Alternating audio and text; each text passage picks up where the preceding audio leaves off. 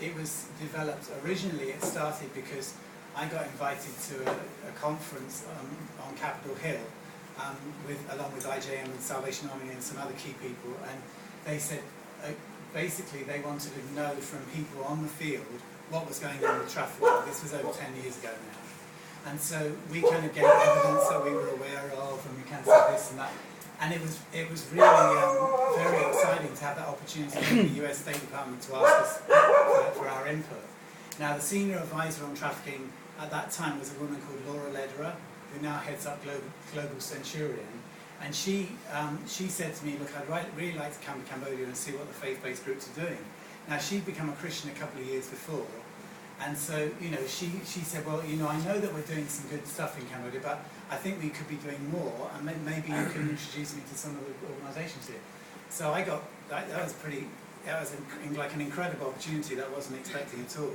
So I kind of linked up with all the organisations I was aware of at the time, which is about 14 different organisations, Christian organisations. Some had shelters and some were doing prevention work and so on. And I said, what about it? Would you be happy to meet her? So, most people said, yeah, we're happy to do that.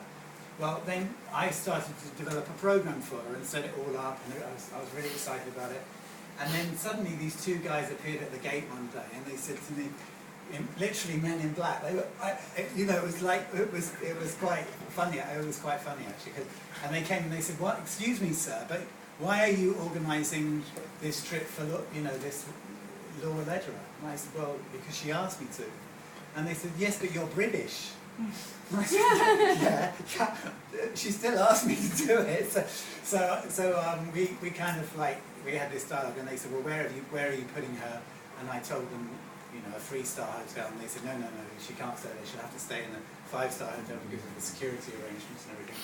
So I understood that for security she needed to do that, but I thought she might, learn a few things slumming it, but that wasn't my call. So then they, they organised for her to, there was a kind of joint organisation. So I wanted her to meet the British ambassador because he was really engaged in the issue at that time. And then the American ambassador heard that I'd got her to meet the British ambassador. So he said, why are you doing that? What about me? I want in. So he came in, and they did this joint thing where the British and the American ambassadors, they called all these people from UNICEF and other organisations and said, okay, well, what do we can do? It was like, it was nothing that I did myself. It was all just God in it, totally in it, making it happen. And we had this incredible meeting, dinner, it was basically the British ambassador invited all these key people together, and then we were able to talk about, and of course they were kind of saying, well, we're doing this, the British government's doing this, and then the US ambassador was saying, yeah, but we're doing this, so there was a bit of kind of, upping the ante and trying to, showing off a bit about what they were and weren't doing. Well then after Laura left, then she actually, on her way out, she said to me, I think we can get some money for a coalition of faith-based groups, so that, if you present a proposal to us, I think we'll be able to get it. So she said, I think, we could get something like $500,000. So I'm thinking about all these little small local organisations that could be actually doing something really, a lot more than what they're doing if they just had the resources to do it. Because some organisations, literally living hand to mouth, and then this was like this incredible opportunity. So with Helen Swan, who's now heading up Chabdai, she basically, we both sat together and put together a plan, submitted it to the US State Department, and we kind of were looking at prevention, aftercare, reintegration, advocacy, the whole range of different things from all these different organisations. And then we presented it, and then they gave it to someone else. So it was like, they gave it to World Vision actually. So because World Vision were more reliable than having this coalition of people who they didn't really know how they're going to use it. But the really positive outcome from that was that this coalition had been developed for potential funding. Actually, people were like, well, let's still meet because we've got something in common and we can maybe share resources and look for grants and possible things.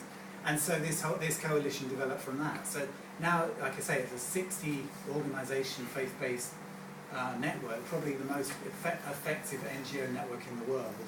And Chabdai they're now looking to support other networks around the world as well. So Helen Swan's taken it into better and bigger places than I probably ever would have done. She's an incredible woman. I hope you get a chance to meet her. Well, I think she's in the States at the moment. So that was exciting. But so networking and collaboration is a big part of what we do. And for Love 146, basically what happened was I was working with a kind of generic organisation called Tear Fund UK, which is a Christian organisation that focuses on relief and development. And I was their children at risk specialist, and I was based here. And we had a number of partner organisations that I was working with, and I would provide technical support to the organisations that we were providing funding for. So, and it kind of worked, it seemed to be a very good model, because I could be kind of overseeing what was going on the field rather than in the HQ, and then also be intimately involved with what was going on through board meetings and stuff like that. So